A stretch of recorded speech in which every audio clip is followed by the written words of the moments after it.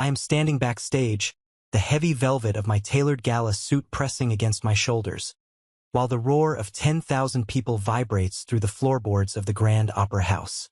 My parents chose my younger brother's Paris vacation over my medical promotion tonight, and right now, at this exact second, they are actively trying to extort me for $500,000. They think they have me backed into a corner. They think I will just hand over my dignity, my hard-earned money, and my pride to save my career and keep the family name squeaky clean. But they forgot one crucial, undeniable detail about who I am. I am a surgeon.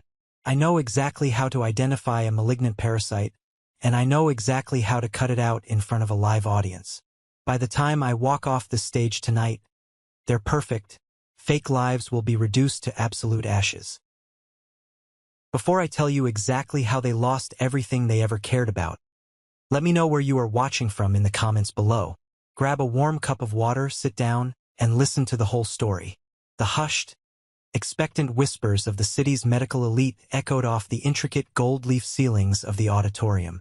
Everyone who was anyone in the medical field was out there, waiting for me to take the stage. This was supposed to be the absolute pinnacle of my entire career. It was the moment I officially became the youngest head of pediatric surgery in the history of our prestigious hospital. It was the promotion I had bled for, the promotion that cost me my 20s, my sleep, and my peace of mind. I sat in the front row, adjusting my cuffs. I looked to my immediate right. There, sitting in the prime viewing area, were 4 VIP seats. They were completely empty. For pristine, dark red velvet cushioned chairs staring back at me like a massive, gaping void in the middle of a crowded room. My father, Arthur, wasn't coming. My mother, Eleanor, wasn't coming. Neither was my younger brother, Mason. There was no medical emergency. There was no delayed flight out of JFK. There was no unpredictable weather event. It was simply a choice. They chose not to be here. My phone vibrated sharply against my thigh, pulling me out of my thoughts. I pulled it out of my pocket. It was a text message from my mother, Eleanor, sent from the Wi-Fi of a 5-star hotel in Paris. I swiped the screen open, and the words hit me so hard I actually felt the breath leave my lungs.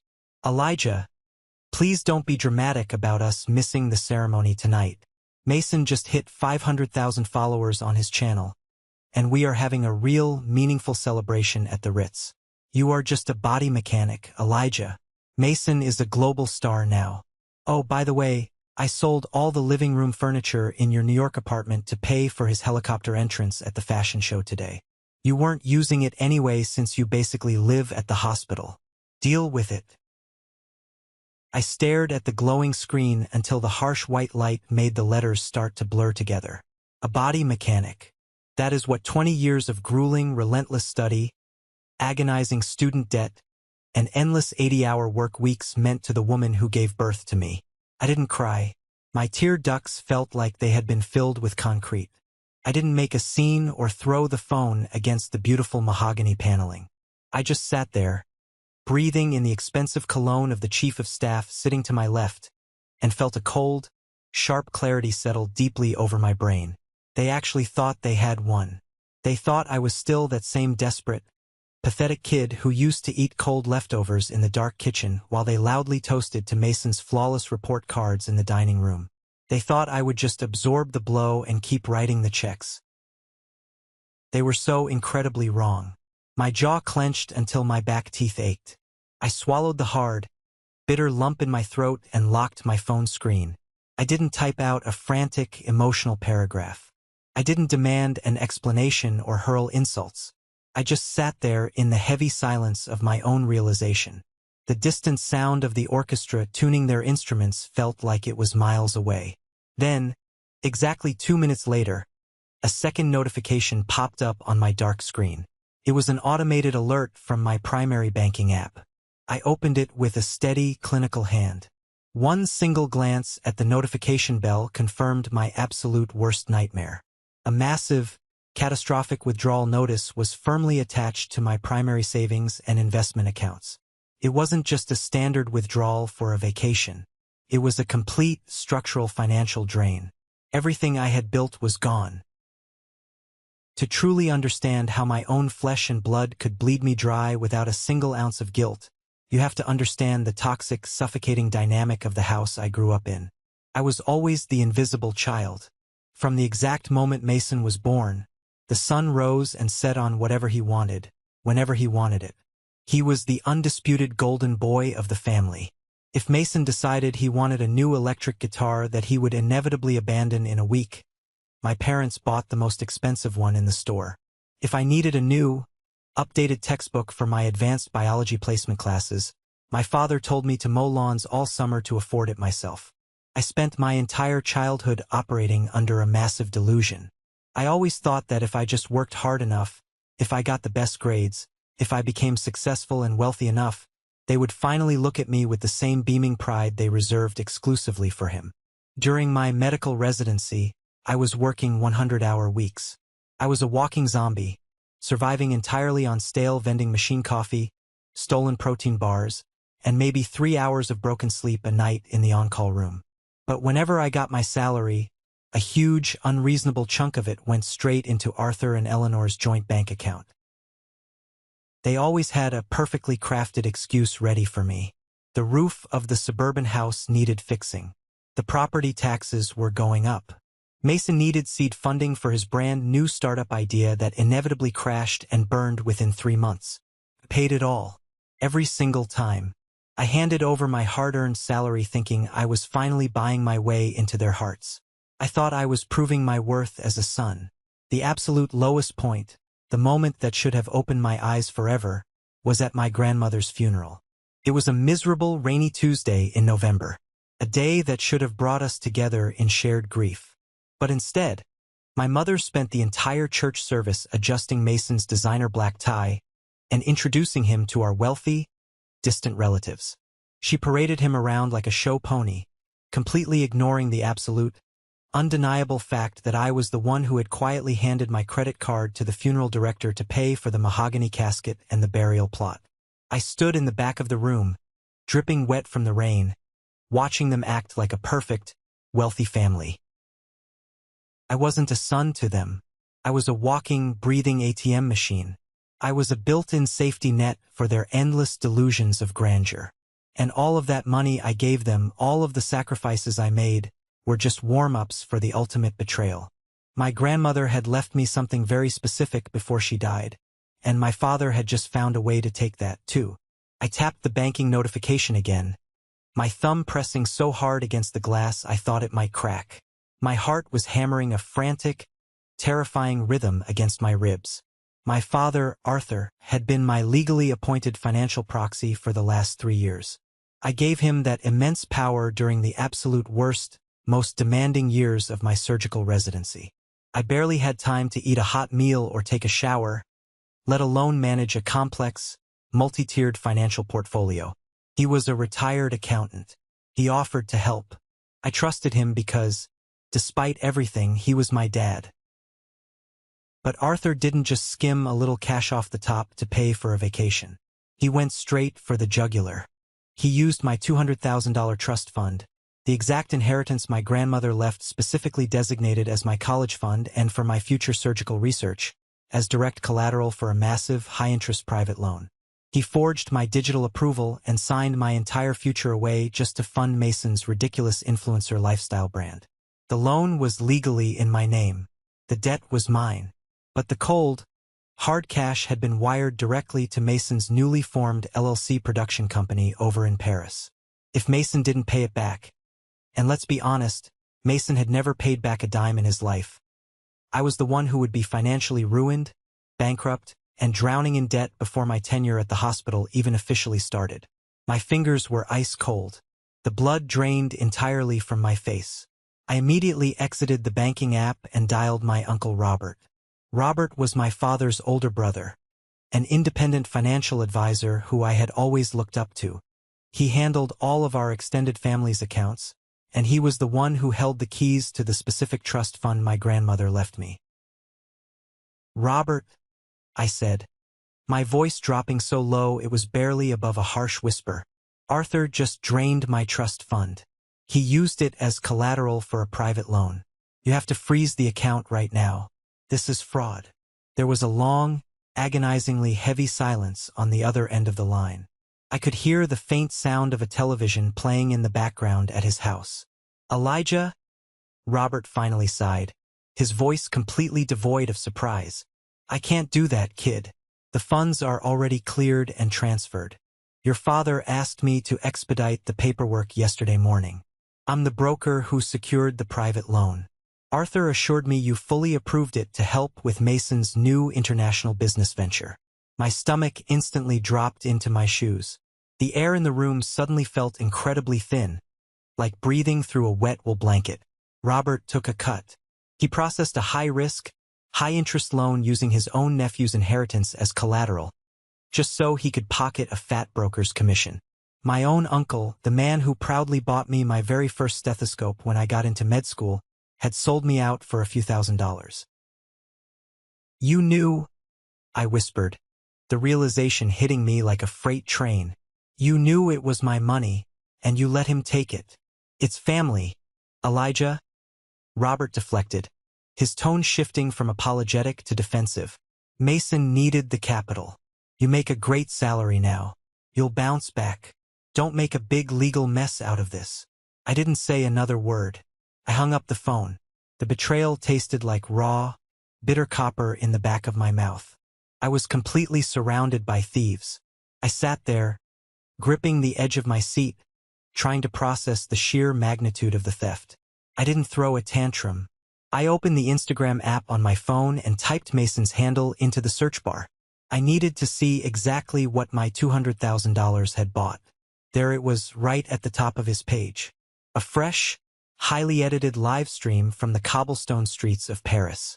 Mason was standing in front of a ridiculously expensive luxury hotel, wearing a designer suit that probably cost more than my first car, confidently popping a bottle of premium champagne. But the champagne wasn't what made my blood boil. Behind him, parked illegally on the sidewalk and gleaming under the Parisian streetlights, was a brand-new, custom, matte black Porsche. He was laughing his signature, arrogant laugh, pointing his camera directly at the sleek hood of the sports car. "Big moves this year, guys," Mason yelled over the sound of the city traffic. "Huge thanks to the private investors who truly believe in the vision. We are taking over Europe." Private investors. He meant my stolen medical research funds. He meant the money my grandmother left me. I felt a sickening twist in my gut. I clicked away from his main profile and went to the stories of his personal assistant, Chloe. Chloe was a girl from our hometown. She was quiet, observant, and Mason paid her a ridiculous salary to basically hold his camera and fetch his coffee. She had just posted a quick, behind-the-scenes video of the interior of the Porsche, showing off the red leather seats. For a split second, the camera panned over the dashboard. My eyes caught something. I paused the video and zoomed in. Sitting right there on the passenger seat was the dealership financing paperwork. The buyer's name printed at the top wasn't Mason. The financing was secured under Arthur's shady shell company, completely backed by my stolen trust fund. Chloe knew. She handled all of his receipts. She knew exactly where that massive influx of cash came from, but she kept her mouth firmly shut to keep her cushy, high-paying job flying around Europe. I stared at the paused screen, tracing the outline of the Porsche with my eyes. My life savings. My grandmother's final legacy. The safety net I had built through years of blood, sweat, and sleepless nights. It had all been magically transformed into a flashy sports car for an overgrown man-child who had never worked a hard day in his entire life. They didn't just steal my money. They flaunted it in front of the entire world, confident that I would be too weak to do anything about it. I looked at the 4 empty VIP seats one last time. The heavy velvet suddenly looked ridiculous, like props in a terrible play. For the first time in my entire 32 years of life, the crushing weight on my shoulders didn't feel heavy anymore. The desperate, pathetic need to be loved and accepted by my parents completely vanished. It evaporated into thin air, instantly replaced by the cold, clinical precision of a surgeon diagnosing a highly aggressive terminal disease. They were a cancer, and it was time to cut them out. I logged into my smart home portal app on my phone. My parents were currently living completely rent-free in a stunning, two-bedroom luxury apartment I owned in the heart of New York City. It was an investment property I bought 2 years ago, and I let them stay there because they claimed they were downsizing. My mother had just admitted, in writing, that she illegally sold my living room furniture to pay for Mason's helicopter rental. I didn't just lock the digital doors and change the passcodes from my phone. That was too easy. I opened my email and drafted a high-priority, heavily documented message directly to the building's notoriously strict board of directors. I attached screenshots of the secret Airbnb listing my parents had apparently put up to make extra cash while they were in Paris, along with a certified digital copy of my property deed proving I was the sole owner. To the board of directors, I typed, my thumbs flying aggressively across the glass screen. Please be advised that there is an unauthorized short-term rental currently in progress at my unit. The guests currently residing there are throwing a party that violates the building's strict noise ordinance. As the legal owner, I did not authorize this. Please initiate an immediate eviction of the current occupants with building security and issue the absolute maximum penalty fine to the residents on file, Arthur and Eleanor Blackwell. I will have my real estate lawyer contact you first thing in the morning to finalize the changing of the physical locks. In New York City, those specific corporate building fines start at $50,000 and can result in an immediate ban from the premises. By the time Arthur and Eleanor took their first-class flight back to the States, they wouldn't just be locked out of a free place to live. They would be facing an absolute legal nightmare, massive fines, and a building association that had been looking for a solid reason to kick their arrogant attitudes out for months. Enjoy the room service at the Ritz while you can, Mom, I whispered into the empty space around me. It is the last time you will ever have a roof over your heads on my dime. As expected, Mason did not take the sudden eviction of his primary enablers very well. Within exactly 6 hours of the building security kicking their Airbnb guests out onto the New York pavement, my brother went completely, predictably nuclear. I was doing my early morning rounds at the hospital the next day, checking on post-op patients, when my phone started vibrating relentlessly in my lab coat pocket. It was a barrage of notifications. Mason had posted an emergency video to his 500,000 followers. He wasn't in the Porsche anymore. He was sitting on the dirty sidewalk in Paris, directly in front of a massive pile of Louis Vuitton designer suitcases, dramatically dabbing his dry eyes with a silk scarf. I can't believe I even have to make this video, Mason said, his voice trembling perfectly for the camera lens. My own brother, a highly paid, supposedly respectable surgeon, just made our elderly parents homeless. He completely locked them out of their own apartment while we were overseas celebrating a milestone.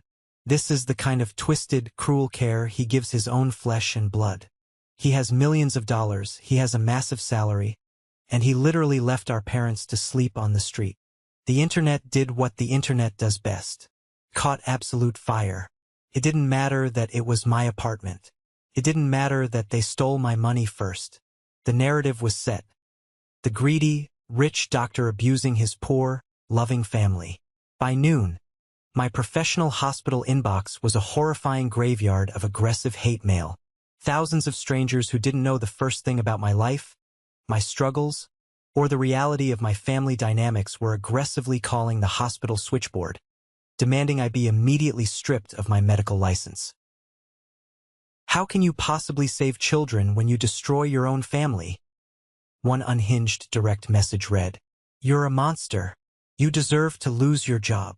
I stood alone in the doctor's break room, staring at my phone, watching the hateful notifications scroll by like a toxic digital landslide. The sheer, unadulterated audacity of it was breathtaking. They stole my inheritance, bought a luxury sports car, flaunted it online, and then flawlessly played the victim the second I stopped letting them use my multimillion-dollar property as an illegal hotel. The hospital administration immediately panicked.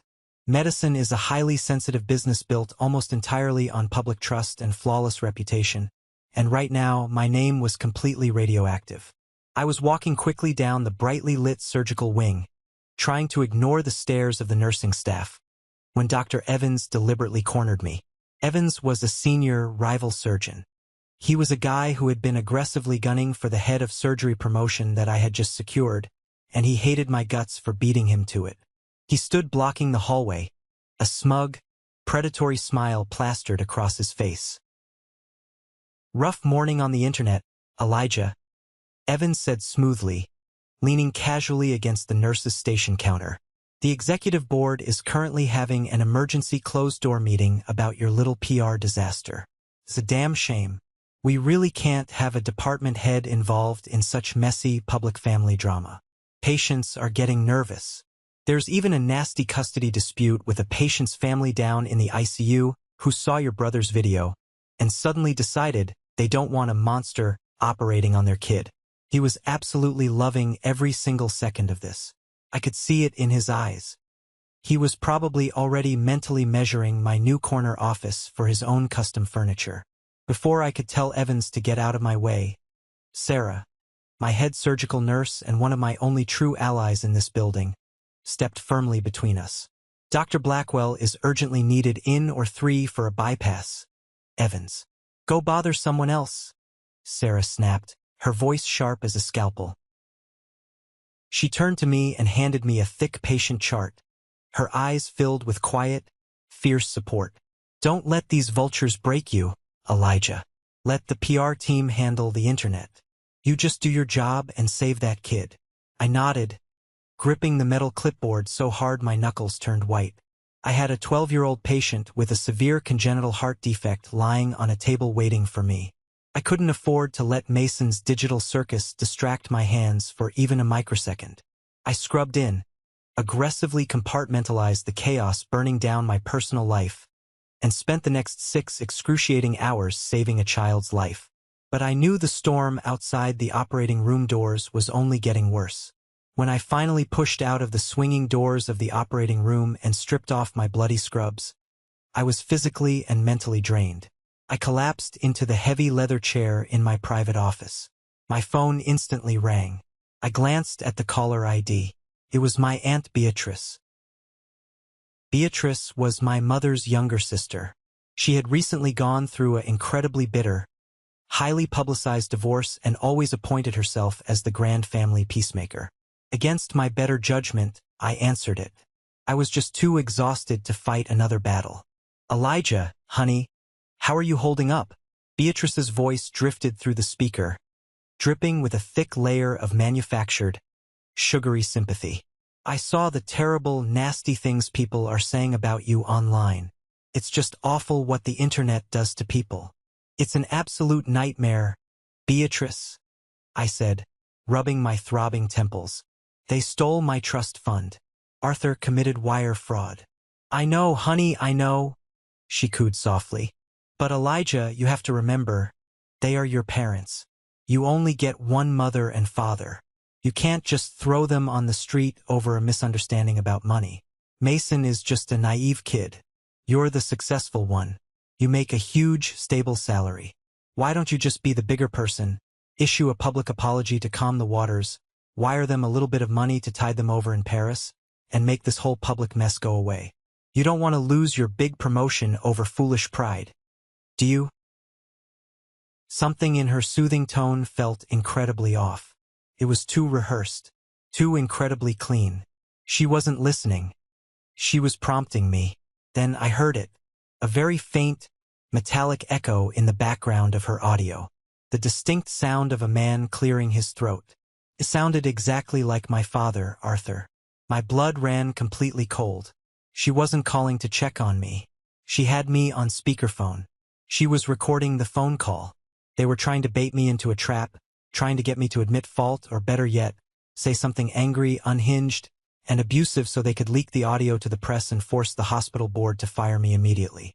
My jaw clamped shut, a thick vein pulsing hard at my temple. I leaned closely into the microphone of my phone. "Beatrice," I said, my voice dropping into a perfectly calm, legally bulletproof register. "As a licensed medical professional, I cannot and will not condone massive financial fraud. Arthur committed a felony by draining my protected accounts without my consent. I will absolutely not apologize for protecting myself from criminal activity. Do not call me about this again." Have a good evening. I hit the end call button and tossed the phone onto my desk. The betrayal was total and absolute. There wasn't a single person in that entire bloodline I could trust. Exactly 10 minutes after I hung up on Beatrice, my phone chimed with a new audio message. It was a voice note from Eleanor. The pathetic facade of the innocent, victimized, homeless mother was completely, utterly gone. Her voice trembled with that deeply practiced, theatrical rage she used whenever she realized she was losing control of a situation. "You have completely ruined us, Elijah," she hissed fiercely through the tiny speaker. "Mason is losing his major brand sponsors because of your stubbornness. Your father's consulting partners are asking highly invasive questions because the bank officially froze his accounts. You think you're so incredibly smart with your little medical degree? Fix this right now. You go online and tell the internet you made a horrible mistake. Tell them you had a mental breakdown from stress. And then you will wire us $500,000 immediately for the severe emotional damage and public humiliation you've caused this family."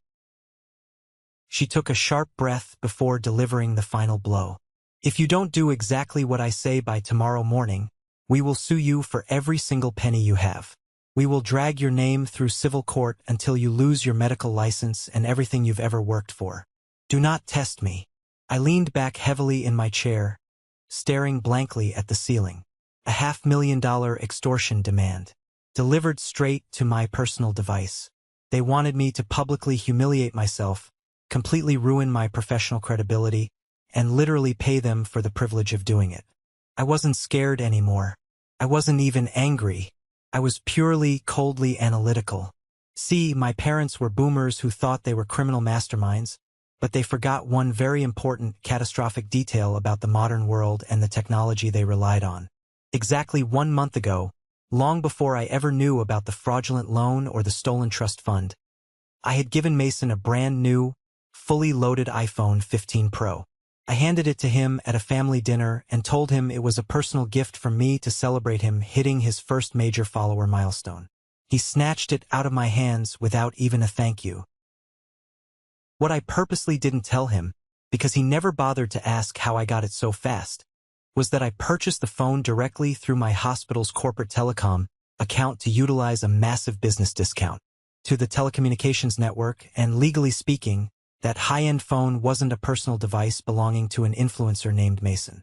It was officially registered as a hospital asset. And as a senior department head who personally managed corporate equipment for my surgical team, I had full, unrestricted remote mobile device management access to it.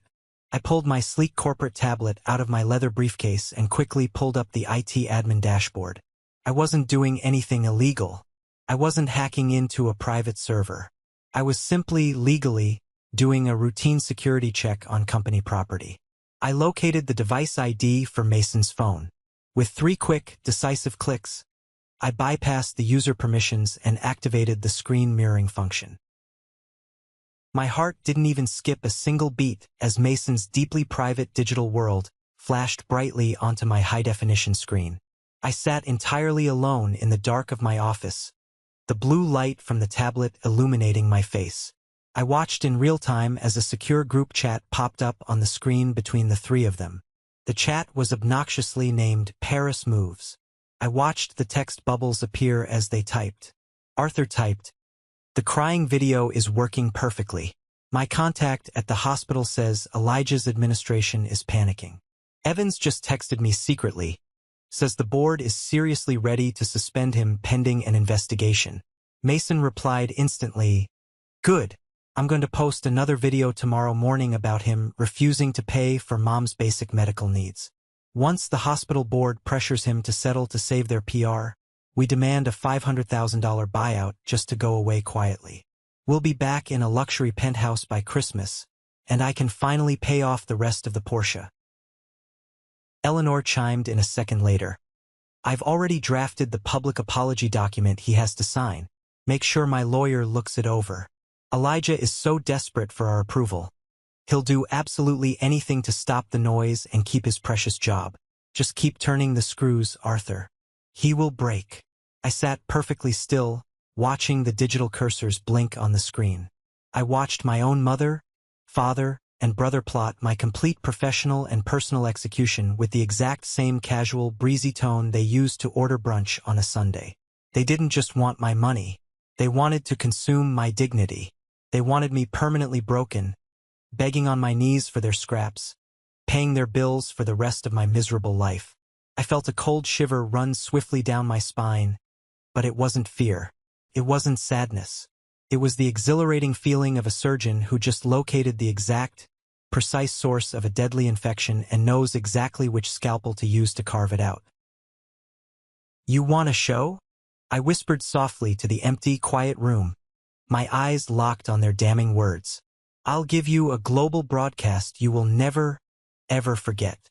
The night of the official hospital gala arrived, and the atmosphere in the Grand Opera House was suffocating. This was the exact same night I described to you at the very beginning of this story.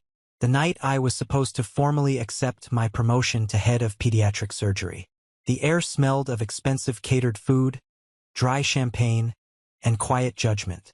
Everyone in that massive room had seen Mason's crying video. Everyone had read the vicious comments online. I could feel the heavy, uncomfortable stares of my colleagues burning into the back of my neck.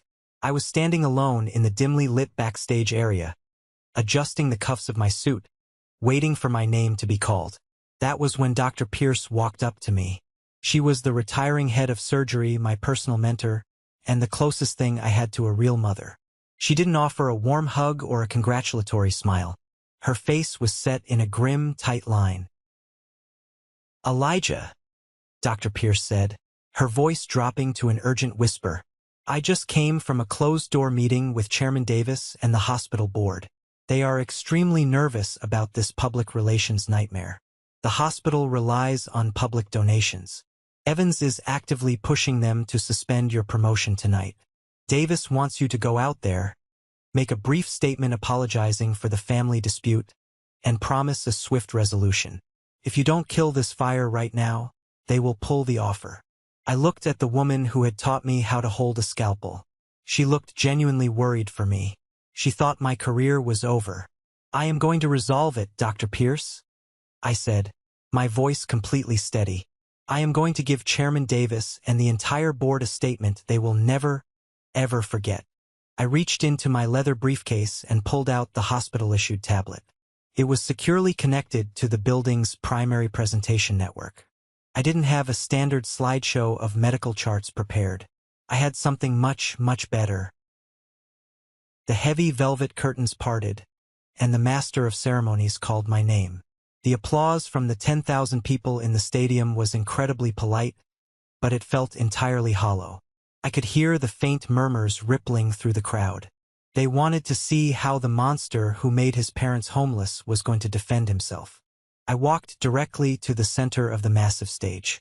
Behind me, a towering, 50-foot LED screen glowed brightly with the hospital's crest.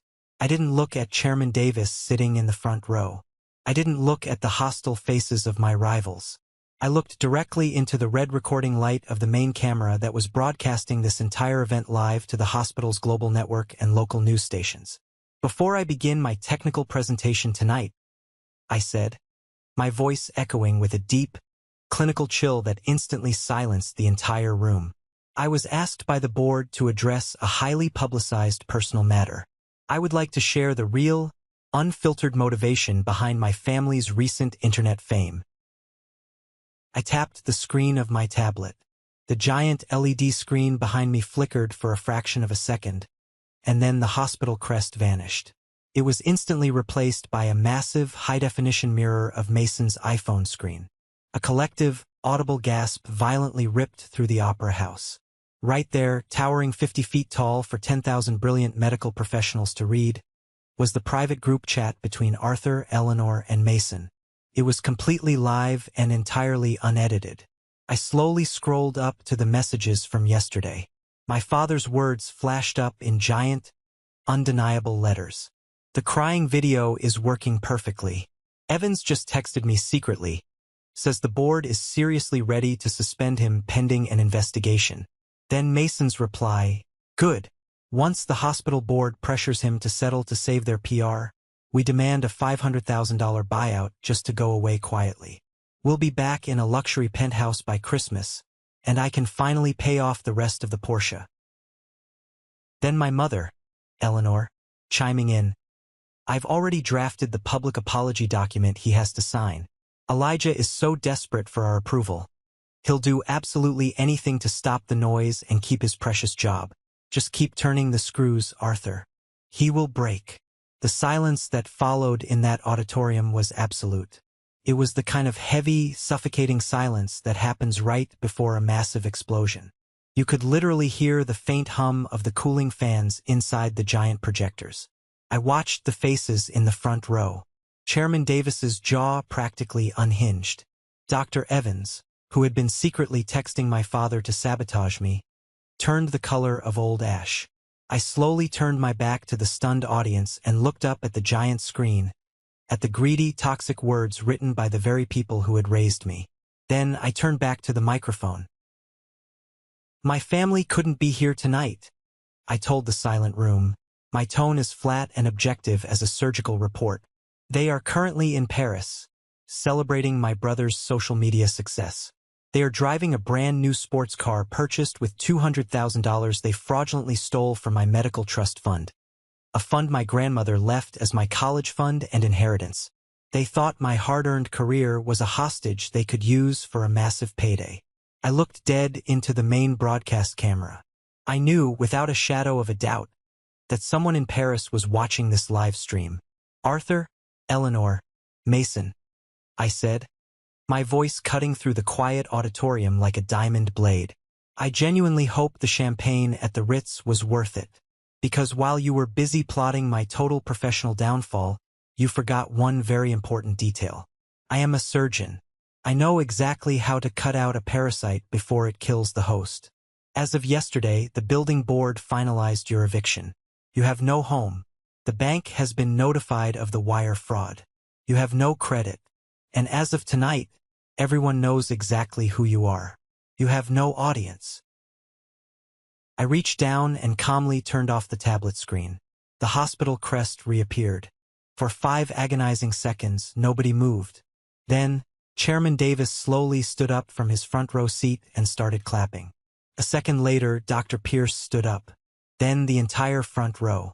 Within 10 seconds, the stadium absolutely erupted. It wasn't just polite applause. It was a deafening roar of sheer vindication that physically shook the wooden floorboards beneath my expensive shoes. I didn't smile. I didn't gloat. I just adjusted my suit jacket, pulled out my actual medical notes, and began my lecture on pediatric cardiology. The trash had finally been taken out. Now it was time to save lives. This is the moment that changes everything, the moment I finally took back control of my life. Thank you so much for your patience and for staying with me until now. You've been amazing. Please give this video a like and comment 1 below to let me know you've made it this far. Not only does this help more people find this story, but it also lets me know that my experiences truly mean something to someone. Your support is my greatest motivation to keep sharing the rest of this journey. The immediate aftermath of the gala wasn't just a quiet victory. It was a rapid, systematic demolition of my family's entire fake reality. The internet is a highly unpredictable beast, and it absolutely loves a spectacular villain downfall. Within minutes of my presentation ending, clips of the giant LED screen were plastered all over every major social media platform. The court of public opinion violently turned against them. Mason's comment sections were instantly flooded with thousands of people calling him a fraud, a thief, and an extortionist. The luxury fashion brands that had sponsored his Paris trip dropped him before the sun even came up. They publicly severed ties, citing breach of morality clauses in his contracts. The financial fallout was even faster. My lawyer moved with lethal efficiency. Armed with the irrefutable proof of the stolen inheritance and the group chat planning extortion, we officially filed charges for wire fraud and identity theft. The bank immediately froze Arthur's primary accounts and his shady shell company. They were stuck in Paris. They couldn't use their credit cards to pay for their massive hotel bill at the Ritz. They couldn't buy a plane ticket home. According to a highly frantic, completely unhinged post Chloe made before she quit and flew home alone. My parents and the golden boy were forced to sleep in the custom Porsche for 2 days until Arthur managed to beg a distant relative for economy plane tickets back to New York. Even Uncle Robert, the financial advisor who brokered the fraudulent loan, found himself under immediate investigation by the state licensing board. He tried to call me a dozen times to apologize and backpedal, claiming he was tricked by Arthur. I blocked his number. I didn't have time for rats abandoning a sinking ship. A week later, I was sitting quietly in my newly assigned corner office. The brass plaque on the door officially read, Elijah Blackwell, head of pediatric surgery. The hospital board had unanimously approved my promotion the morning after the gala. Even Dr. Evans had quietly requested a transfer to a different hospital in another state because the entire staff completely ostracized him for his role in the sabotage. My desk phone rang. It was a direct line from the hospital reception. Dr. Blackwell, the receptionist said nervously, your father is on line 1. He says it is a severe family emergency. I took a slow breath and pressed the blinking button. Speak. Elijah. Arthur's voice came through the speaker.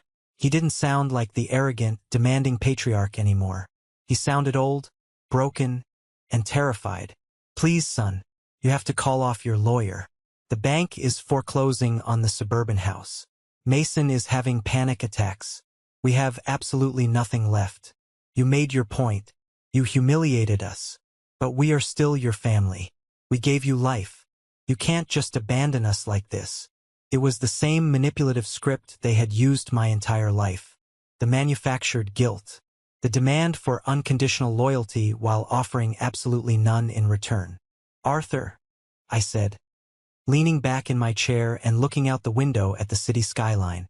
You lost the right to use the word family the day you forged my signature to steal my future.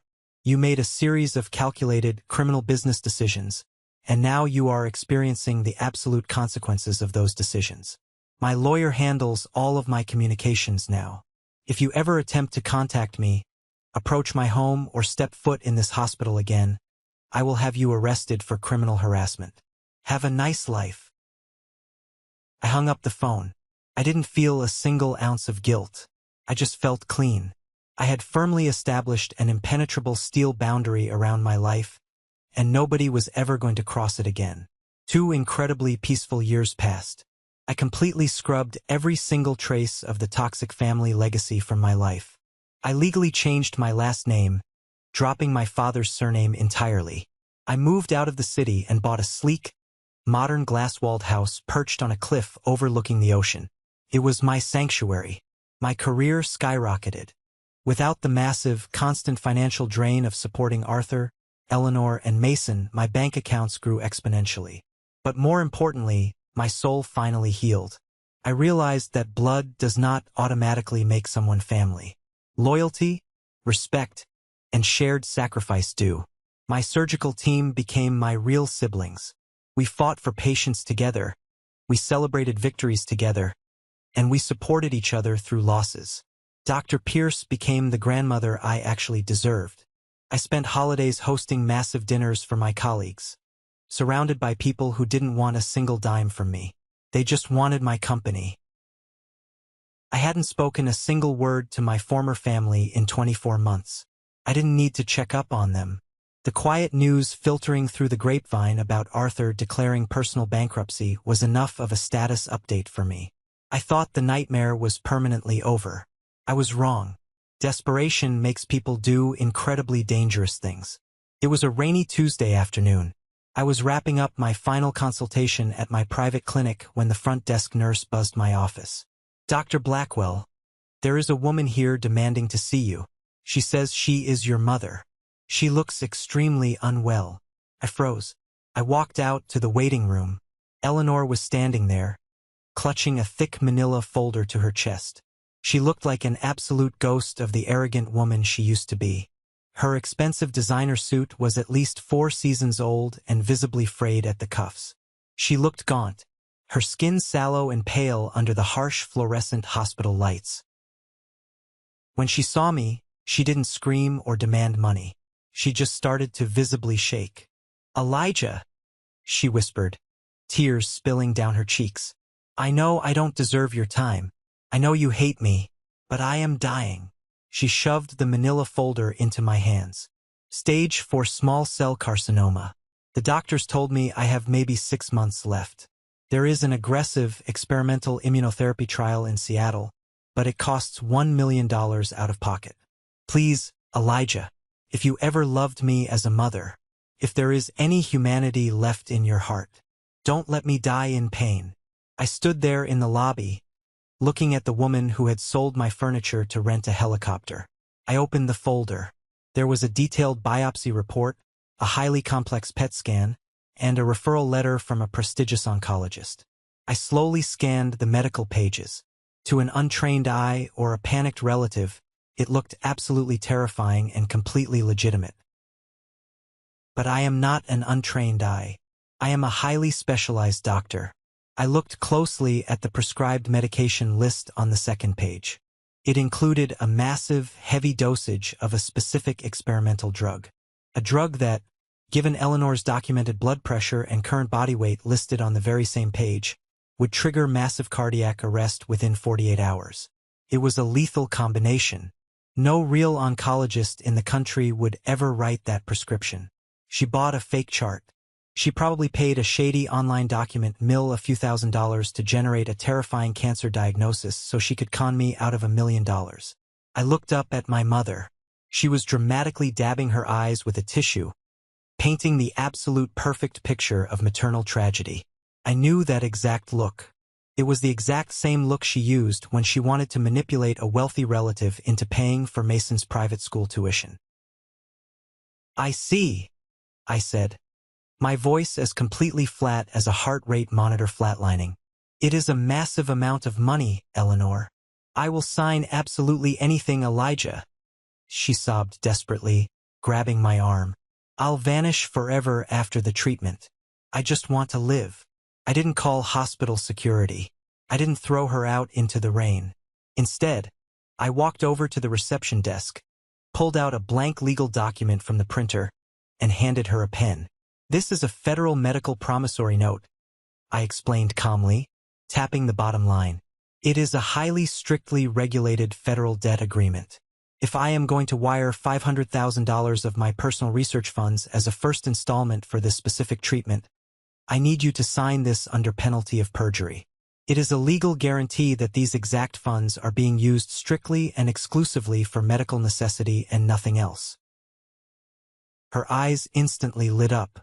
The raw greed behind her tears was so thick I could practically taste it in the air.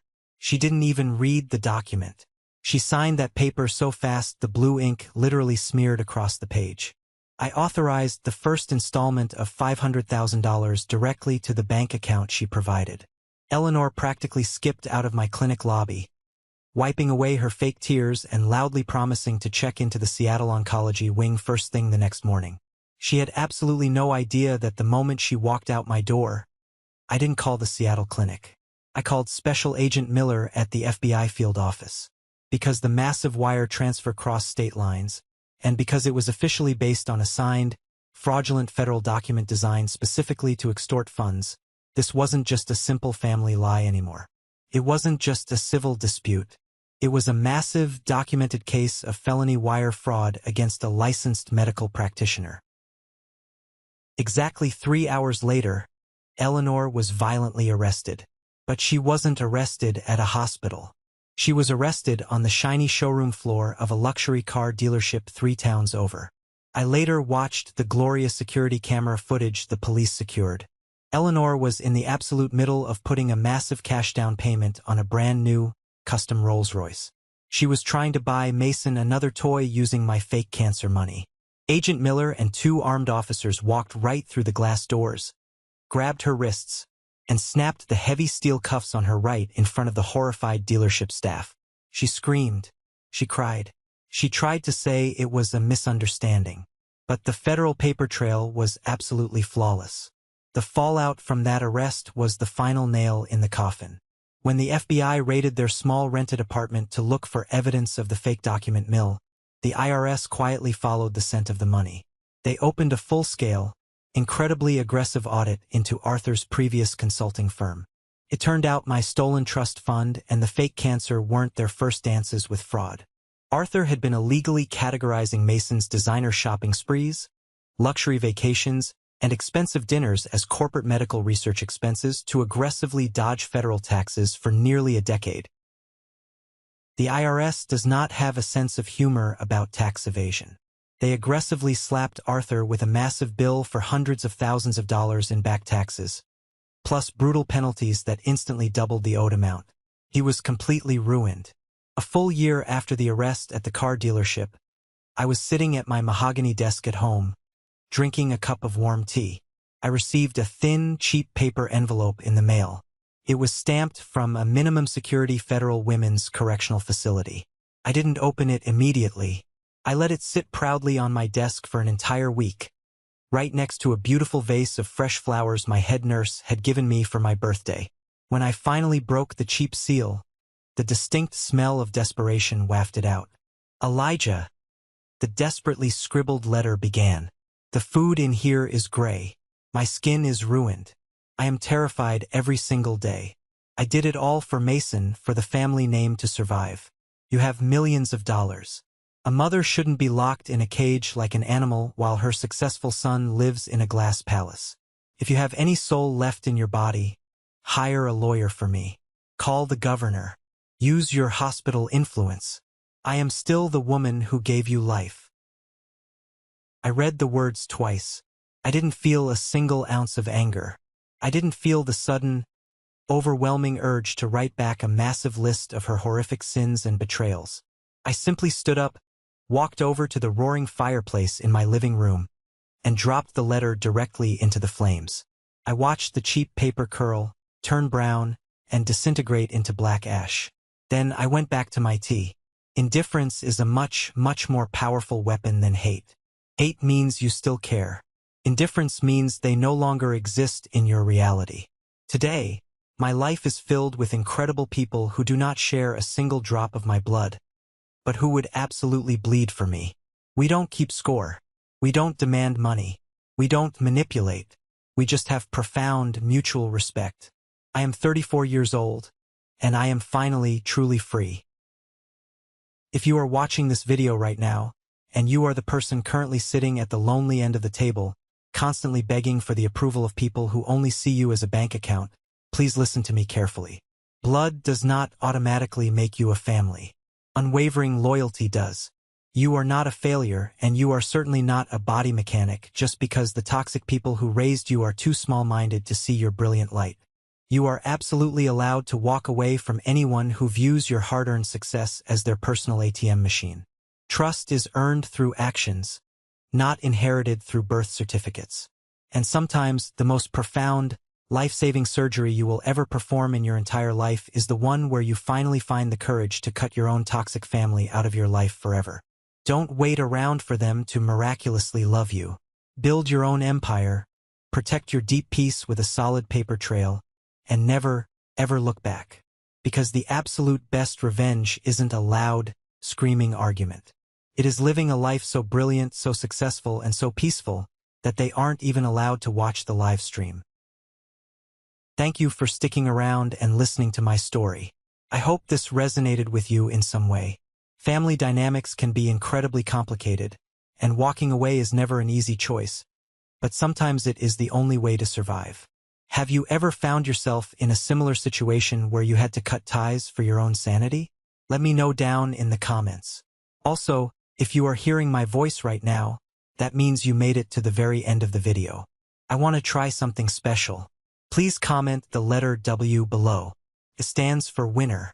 This is our secret code for the 1% Club, the incredible group of winners who actually have the attention span to watch a story all the way to the final second. It lets me know exactly who my true supporters are. If you enjoyed this story, please hit that like button and follow the channel so we can continue on this journey together. I have a lot more stories to share with you. See you in the next one. Yes, I stood there and watched the cheap paper curl, turn brown, and quickly disintegrate into useless black ash. Then I calmly went back to my tea. Indifference is a much, much more powerful weapon than hate. Hate means you still care. Hate means they still have a hook in your heart. Complete indifference means they no longer exist in your reality. They are nothing. Today, my beautiful life is filled with incredible, supportive people who do not share a single drop of my blood, but who would absolutely bleed for me if I needed them to. We don't constantly keep score. We don't demand money. We don't manipulate each other for luxury cars or vacations. We just have profound, deep, mutual respect. I am 34 years old. I am at the absolute top of my field, and I am finally truly free. If you are watching this video right now, and you are the person currently sitting quietly at the lonely end of the dinner table, constantly and desperately begging for the bare minimum approval of people who only see you as a convenient bank account, please listen to me carefully. Blood does not automatically make you a family. Unwavering, tested loyalty does. You are not a failure, you are not a disappointment, and you are certainly not just a body mechanic, just because the toxic, broken people who raised you are too small-minded and greedy to see your brilliant light. You are absolutely, unconditionally allowed to walk away from anyone who views your hard-earned success and your salary as their personal ATM machine. Trust is earned through consistent actions, not automatically inherited through birth certificates. And sometimes the most profound, life-saving surgery you will ever perform in your entire life is the one where you finally find the courage to cut your own toxic family out of your life forever. Don't wait around for them to miraculously change or love you. Build your own massive empire, fiercely protect your deep peace with a solid paper trail, and never, ever look back. Because the absolute best revenge isn't a loud, screaming argument. It is living a life so brilliant, so successful, and so incredibly peaceful that they aren't even allowed to watch the live stream. Thank you for sticking around and listening to my story. I hope this resonated with you in some way. Family dynamics can be incredibly complicated, and walking away is never an easy choice, but sometimes it is the absolute only way to survive. Have you ever found yourself in a similar situation where you had to cut ties for your own sanity? Let me know down in the comments. Also, if you are hearing my voice right now, that means you made it to the very end of the video. I want to try something special. Please comment the letter W below. It stands for winner. This is our secret code for the 1% Club, the incredible group of winners who actually have the attention span to watch a story all the way to the final second. It lets me know exactly who my true supporters are. If you enjoyed this story, please hit that like button and follow the channel so we can continue on this journey together. I have a lot more stories to share with you. See you in the next one.